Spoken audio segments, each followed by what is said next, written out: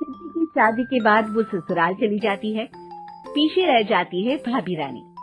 सिद्धि के ससुराल जाते ही भाभी कहती है, अरे वाह जी वाह, सारे कपड़े मेरे। मेरी पैंट, अरे वाह वाह, मजा आ जाएगा। अरे ये सिद्धि की अलमारी के सामने खड़े होकर क्या बड़बड़ा रही है? जा जाकर देख मेहमानों को विदाई की मिठाई मिली कि नहीं।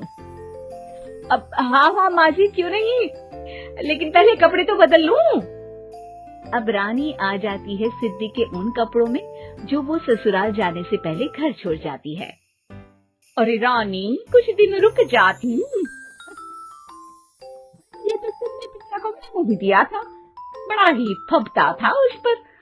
तुझ पर तो कुछ खास नहीं लग रहा। अब वो ना, मेरे सारे कपड़े गीले थे तो सोचा पहन लूं। वैसे भी सिद्धि को कौन सा दिन पुराने आउटडेटेड कपड़ों को पहनना है। वैसे भी ये सूट तो मैंने तभी पहना था, वैसे खास है भी नहीं ये। हाँ हाँ ठीक है, लेकिन ना मेरी सिद्धि पर तो जमता था। सारे मेहमान चले जाते हैं और सिद्धि ससुराल से मायके पहली बार आती है।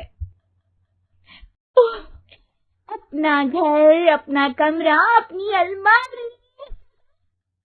ये बोलकर जैसे ही सिद्धि अलमारी खोलती है तो सामने उसके कपड़ों की जगह कुछ और ही रखा होता है। माँ, ओ माँ, जरा कमरे में तो आना।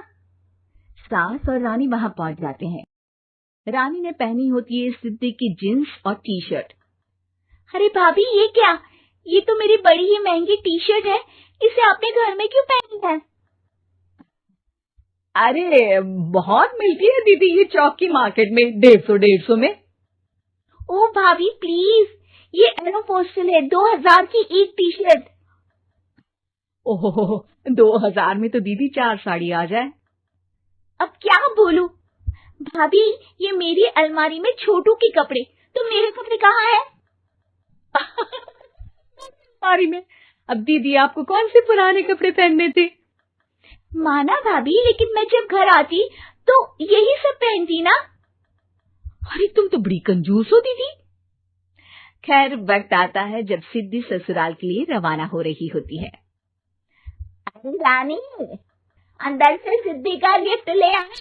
लड़की पहली बार ससुराल से बाहर से आई है।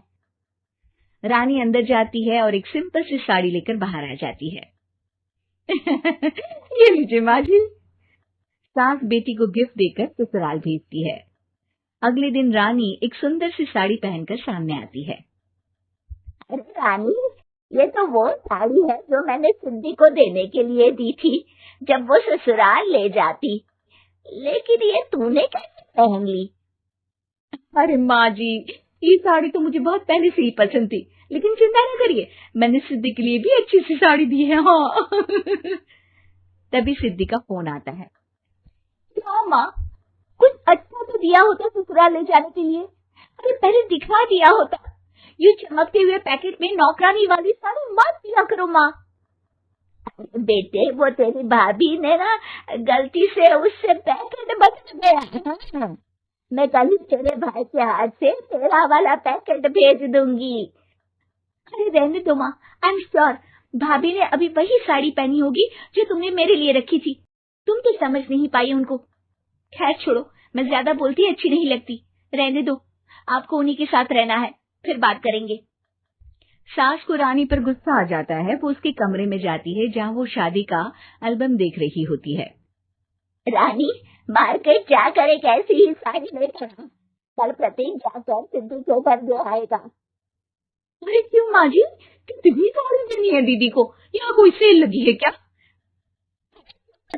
मेरे बेटी के हिस्से की साड़ी खुद पहन ली, अब ज्यादा ज्ञान बांट रही है। एक दिन सिद्धि का फोन आता है। माँ, मेरी सास ने आप सबको खाने पर बुलाया है। सारे लोग सिद्धि के ससुराल पहुंचते हैं। खाना खाकर वो लोग निकल रहे होते हैं कि सिद्धि की सास सभी को गिफ्ट देती है। अरे बहन जी, बेटी के घर का खाना खा लिया, यही बहुत है जो आप ऊपर से गिफ्ट भी दे रही है। अरे बहन जी, आप भी कहाँ इन बातों पर विश्वास कर रही हैं। सास सभी को गिफ्ट देती है, लेकिन रानी को जो साड़ी देती है वो अजीब सी हरे रंग की लाल रंग की बड़ी छाप वाली होती है। अरे छी छी, ये कौन पहनेगा? सासू माँ को तो जरी वाली इतनी सुंदर और मेरे लिए ये नौकरानी वाली। अरे भाभी, दरअसल मैं जब भी घर आती थी आप वापसी में ऐसी ही साड़ी देती थी ना, तो माँ ने सोचा कि आपको आपकी पसंद की ही साड़ी क्यों ना दी जाए। बेचारी रानी, बोलती भी तो क्या। सिद्धि और सास रानी का चेहरा देखकर हंसने लगती है, तो रानी समझ जाती है कि अपने ही बिछाए जाल में वो फंस चुकी है।